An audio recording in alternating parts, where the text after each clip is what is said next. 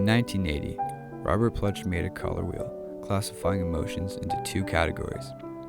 There's basic emotions, which consists of joy, trust, fear, surprise, sadness, disgust, anger, and anticipation. Then, there's supposed advanced emotions, which come from a combination of basic emotions.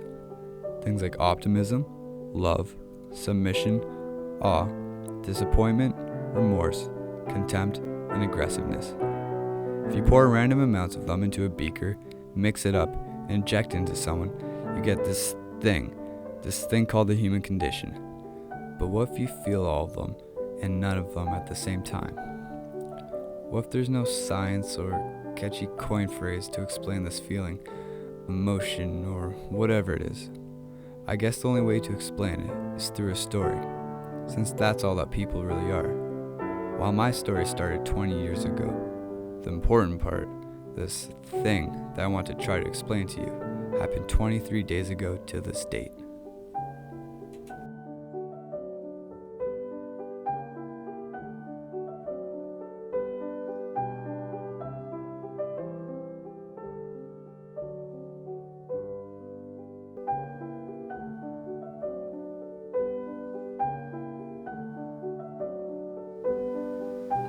You can do this. You've done this dozens of times before. You're a smart, attractive man. Visualize and portray confidence. But this doesn't even matter. I mean, look at you. You're talking to yourself in the mirror. Again.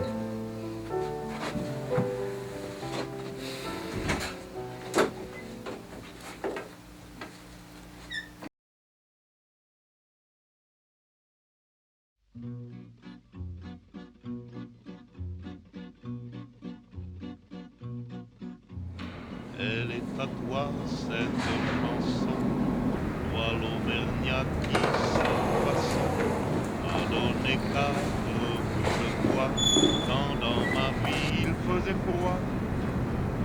Toi qui m'as donné du feu quand les contents That's my best friend Angel. He may be a little rough around the edges, but he means well. So how was it? I failed it. I didn't write anything down. There are too many answers.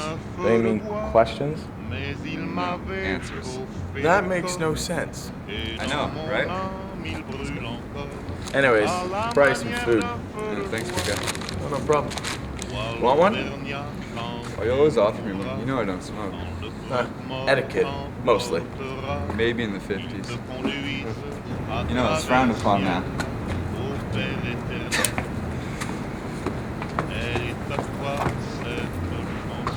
Anyways, how many classes do you have to fail before they kick you out? A lot, probably. I've been on academic probation for 2 years now. I guess that's... Why? Well, because I failed 3 exams so far. There's no way you failed 3 exams. I've literally written nothing down in my past 3 exams. I'm just hoping they'll give me some pity marks for my doodles. So you literally didn't put anything down? Well, I answered some questions, but I just scratched it out. Messing with me? Nope, not one answer. Are you serious? Not one answer? Are you having a nervous breakdown already? No, I would call it more an identity crisis. Really? You're still going on about this mugging? Give me a bagel. I should have helped him. I should have done something. I'm the type of person that would have done something. Man, you could have been hurt or worse. You made a completely rational decision. Stop being so hard on yourself. Well, if it was you being bugged, one of you wanted me to help you. Yeah, but you didn't know the guy, so it doesn't matter. That's what I mean. That's exactly the problem. What the... Man, again, you're not making any sense. You're probably too wondering what we were talking about. It's funny the things you remember when you look back at a life-changing experience. I guess you don't expect something to happen, so you're not really paying attention. It's the small things that stuck with me. I remember thinking, should I take a cart or a basket? Concentrate or real juice? Free range or normal eggs?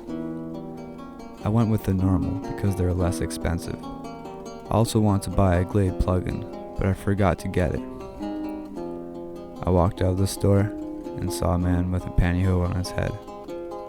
He was mugging a student. I had time to think, to make a decision, to do something, but I didn't. I just stood there. I didn't run or call for help. I just stood and watched even when he called out to me. I just stood there. In retrospect, it makes all the previous food choices seem somewhat arbitrary. And walking home, I didn't even realize what had happened. I just kept thinking what a cliche it was to wear a pantyhose on your head while committing a crime. I didn't think anyone really did that in real life. When I got home, I microwaved my dinner and turned on the 7 o'clock news like I usually do. And that's when it hit me. There's no point. I betrayed the things I've been working for all my life to become. A decent person, a writer, a human being. The pantyhose might have well just been on my head. I didn't care about someone suffering right in front of me, so why would someone care about anything I write? Something they can't even see. They don't, and clearly I don't either. It's depressing, I know, and I haven't been able to write a single word since. Every time I go to write, this image fills my head. It's like I was punching all of humanity right in the face. The only positive to come out of this is that now I understand Walt Whitman's poem, I Sit and Look Out. He writes, I sit and look out upon all the sorrows of the world, and upon all oppression and shame. I hear secret convulsive sobs from young men, at anguish with themselves, remorseful after deeds done. All these, all the meanness and agony without end, I sitting, look out upon, see, hear, and am silent. Well, I get it now. I tried to feel bad for the people who were dead on the news, but I couldn't. Man, you gotta loosen up a little. You coming to Liam's tonight? I don't know. I'm not really feeling it. No, man. You're coming, and I'm picking you up at 8. You need to loosen up a little. Alright. 8 sounds good. What are you looking at? What the hell is that? Come on, let's go check it out. I don't know what that is. It's a stuffed animal. How'd that get here? I have no clue. This reminds me of a joke. You want to hear it? Sure. You gotta tell this joke like it actually happened to you, though. Alright. So, the other night, I go home with this girl. Walk into her house, and I notice she's got stuffed animals everywhere. Now, I'm not one for the beanie variety, but hey, let's go. So, you know, we have a little fun, things happen, and I'm feeling pretty darn good about myself. So I ask her how it was. So she says, "You were all right. Take the stuffed animal from the middle shelf." Je vous retrouve à ma porte. Oh mademoiselle, j'ai tort, pardonnez-moi. Mais votre charme a mis mon cœur en émoi. So is that a true story? Yeah, completely true. Really? No, but it's really funny if I say it is. Not really. This crowd clearly has no sense of humor. Tell me about it. Let's mingle.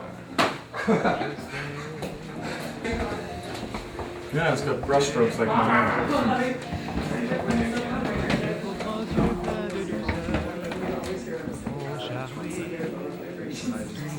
Hey Ryan, how's it going? It's alright. Want me to grab you a beer?